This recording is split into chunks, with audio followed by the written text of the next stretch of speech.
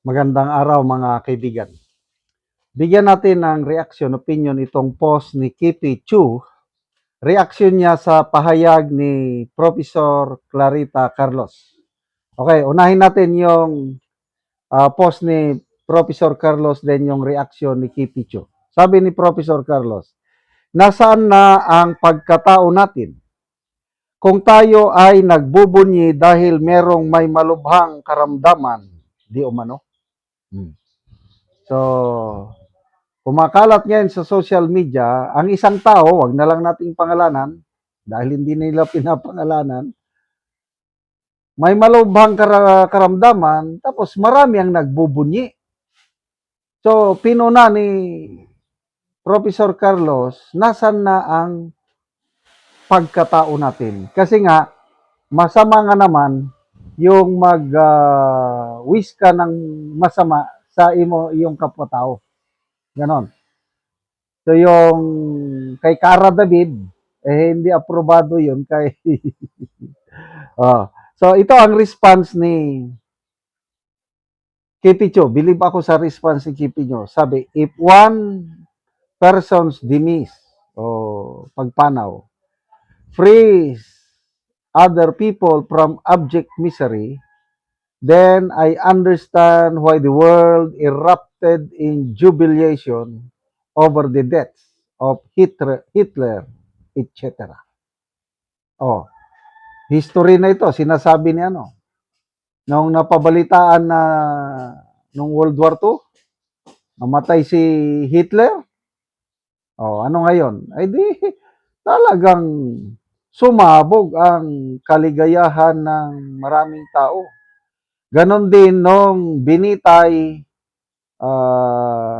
si General Yamashita.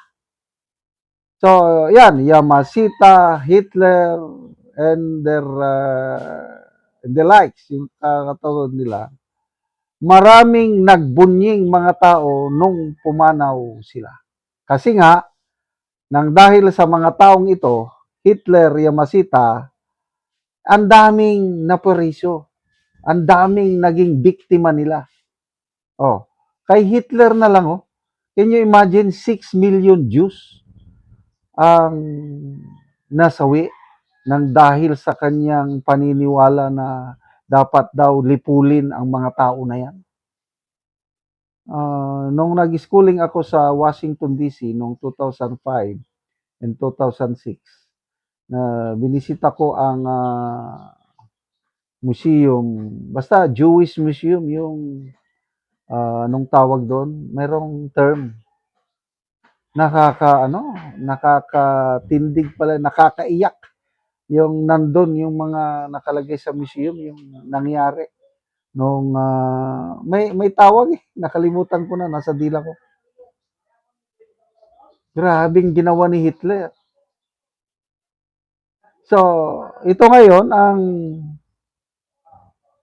rason ni Kipicho na kung pumanaw yung isang tao at magre-resulta ng huminto na yung paghihirap ng mas marami, di parang Hitler din na nagbunyi ang karamihan nung namatay si Hitler. Ano kayang isasagot ni Professor Carlos dito? Kung tayo sa ano, basta tayo sa mga comments.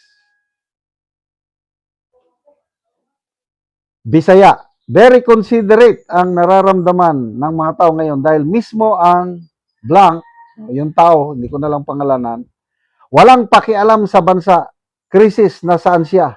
Bakit walang tulong? Dapat na ibahagi yan tulong sa lahat ng tao sa Pilipinas. LB Ladon, if it's for the greater good, then sorry. Lazel Batawang, yung pagkatao mo nakadepende sa tao. Jessa Basia, di ba parang may script yung questions niya dati for him to look smart? Zani Diskaya, like father, like son. Heidi Pleños, expect Clarita's tone to change should the one being talked about is PRRD. Tony Cruz, we can rejoice when evil is defeated. I agree dyan. Kasi ito, labanan na ng masama at mabuti. Grabing nangyayaring nakawan sa ating bayan. Naghihirap ang taong bayan, tapos sila nagpapakasarap sa kanilang mga mali-maleta. So ano ngayon? May silbi bang kanilang bilyones na pera?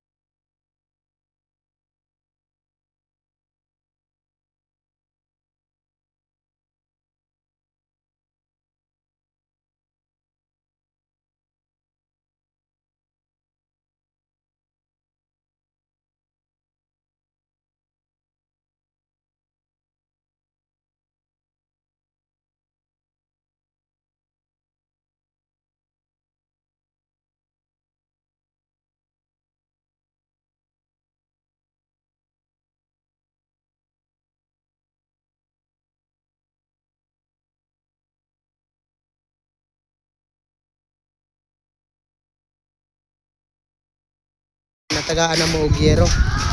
So mag-atop na ni siya karon.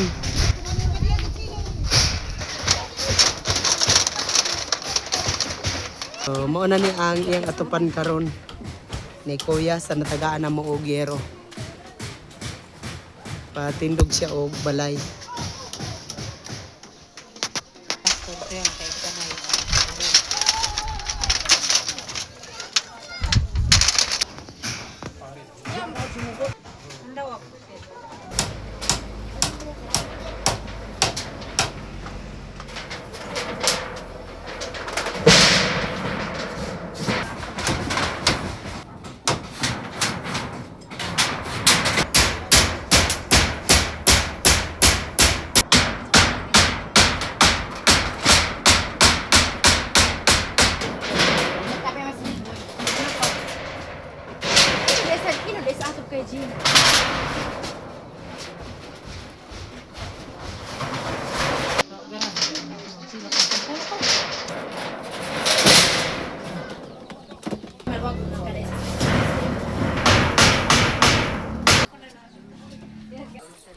O karon humanag yun sa pag-atop ang among gihatag nga hero so mao na ni.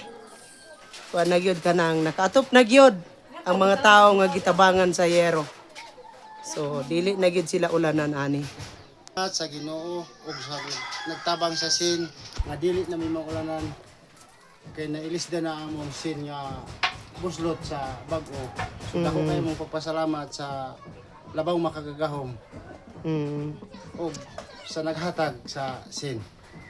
Dili pagid may kapalit sa sin tungod kay wala mi kwarta nga ikapalit ug walay nagtabang sa sin dili pa gyud mi makaatop. Oh, so salamat kayo ya. Salamat kayo.